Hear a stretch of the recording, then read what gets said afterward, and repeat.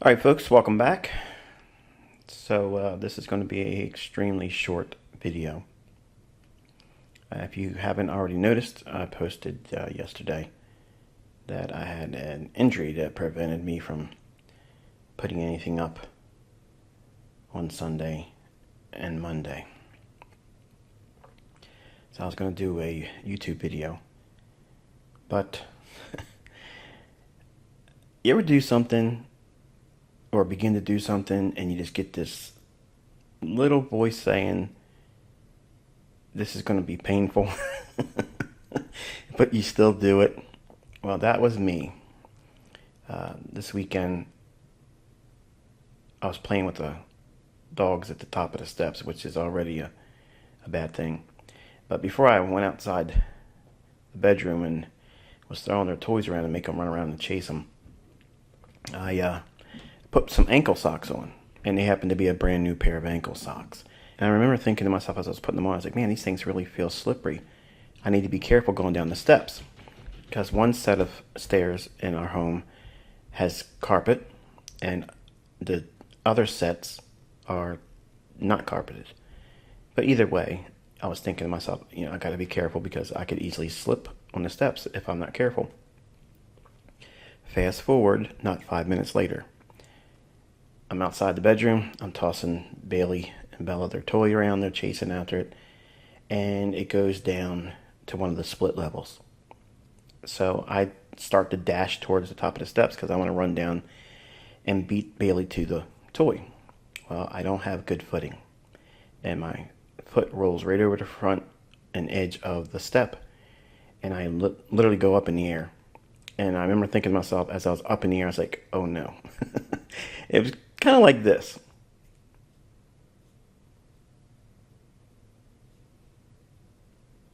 Yeah. It felt like I had, hang time. And I came down one of the steps, the corner of the step hit me in the center of my back. Another step hit me on the neck. So I landed flat on that. And I sprained my right hand. Almost tore the fingernails off my left hand trying to catch myself. And thankfully, it fixed one of the stiff parts of my back, and the center of my back has been nagging. I felt it pop when I landed on the step, so that part of my back actually doesn't hurt. My upper shoulder area into my neck and my right wrist is what's plaguing me, so it's a little bit nauseating. Most of you probably don't care to know all this details, but that's what happened. So as a public service announcement, don't run around your house on the steps, and certainly don't do it with socks. So anyway, getting on with this. I'm probably not going to be able to do the YouTube video again tonight, so I just want to rest, and we'll see if I can get one up tomorrow. If not, it is what it is. So we're looking at the dollar index, and you can see we are retracing back down into the old volume imbalance here. And we also have a buy side imbalance, sell side inefficiency from this candle's high and this candle's low. So in my mind, I'm thinking that it needs to find some support here. Otherwise, if we trade down below this low, this is probably going to act as a breaker. And then we'll want to clean up some of this and maybe dig into that volume imbalance here in this buy side imbalance. To me, I think it still could turn around and go higher, but that's me giving it basically the benefit of the doubt, not really having much more except for the short-term sentiment. And this high isn't all that terribly exciting, but if it runs here, it could run that one. So what sets the stage for this? It needs to find some support here and create a rally into tomorrow. If it fails midpoint of this candle's low and this candle's high, if it falls short of that or hits it and really rejects that, then we're probably going to run below here. And then that to me isn't so bullish. On the hourly chart, you can see that daily near-term buy-side imbalance, sell-side inefficiency, and this is that old daily volume imbalance. So do we dig into that a little bit more? If it does, it could rebalance at this order block, which also has this buy-side imbalance, sell-side inefficiency. which is also real close to consequent encroachment, which it looks like it's already hit. I haven't measured it, but it looks like it's basically there. Eyeballing it, that would be enough for me. Do we rally from here? That's what I would want to see. But if it needs to go below this low one more time, if it does, it needs to strongly reject that and then come back above here. And this should act as a short-term bullish breaker. Then we can aim for something up in here and maybe in here, and then maybe if it's going to go higher, I don't know. But if it does, we'll be looking to see it run through 93.70. If we break below the buy side imbalance, sell side efficiency discount low here, then obviously this is the sell side liquidity pool. It's resting below that. It would be targeting it because we do have a potential market maker sell model. Now, the sell models aren't always a run down here. We could be seeing it just coming back to this level here and then resume going higher.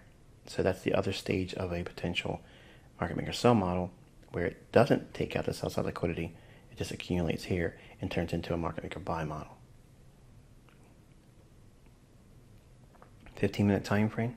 Again, nothing real exciting in here. Nothing real exciting at all, actually. Sell side liquidity here, back down into consequent encouragement of the daily buy side imbalance, sell side inefficiency. Moving on into euro dollar daily chart. Now, this is the opposite of what we saw on the daily chart for dollar index.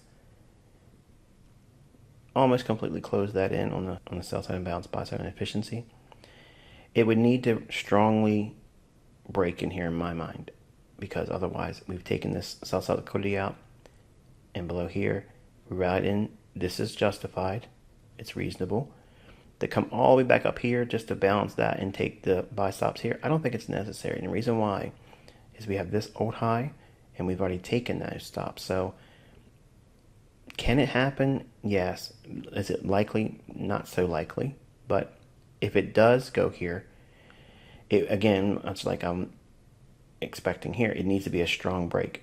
If it runs up to it here, or the rejection block and just fails to get above that high, that would be another scenario.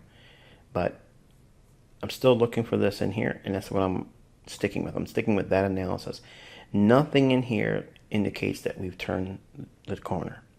So it's one of those times where you have to draw a line in the sand and stick with your analysis. And sometimes sticking with your analysis, if you're trading with it, will result in a losing trade. It doesn't mean that your analysis is flawed. It doesn't mean that you are a terrible trader. It just means that you have the wherewithal to stick with your analysis until proven otherwise.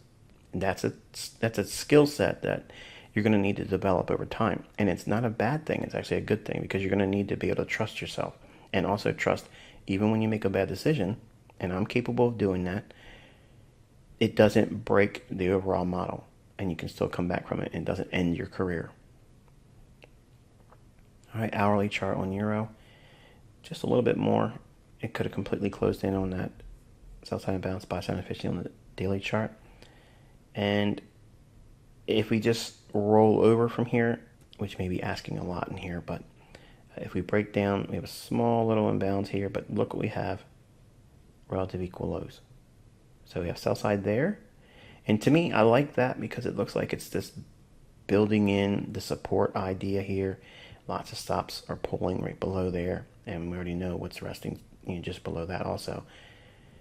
A deep run into that daily relative equal lows. 15-minute time frame, again, nothing really exciting there. Relative equal highs, they cleaned that out today. Trading at the discount low of the sell side imbalance, buy side inefficiency on the daily chart. Premium high, discount low. And finally, British pound versus US dollar.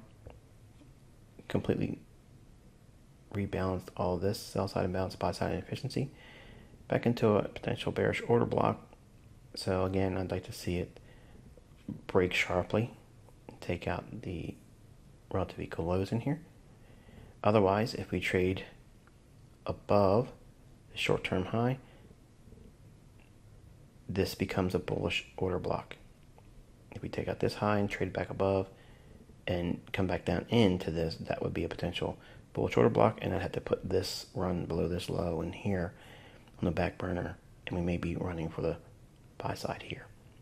and then that premium fair value gap. But I'm favoring the sell side for right now. All right, cable, hourly chart. Just to me, this actually looks bullish on the hourly chart, but it might be just bullish enough just to take out these relative equal highs, then reject and then trade lower. Again, that may be asking a lot of this pair because that's a lot of liquidity up there. So it's very hard for me to dial in on what side I would actually trade with at the moment. But for commentary's sake, I'm still favoring the sell side. So it could go up just to go down, running the buy stops here, and then rejecting and coming back down. Watch the consequent encroachment of this wick here. Find the midpoint, extend it out in time. You might want to stab into that and leave this high in here. All right, on the 15-minute time frame, again, those relative equal highs, you can see those there really clearly. And again, to me, to go back above those and then break down, if we take out this low here, that would be very bearish if we come back up into it and act as a resistance. But it needs to take out these highs first, then go below this low. And if it does that, that would be a bearish area. I expect a run lower, and then low resistance liquidity run signature here with the higher low than this one. So that would be a potential run to 136 big figure, 135.65. And that's going to be it. I will catch up with you tomorrow in the midweek review. Until then, be safe.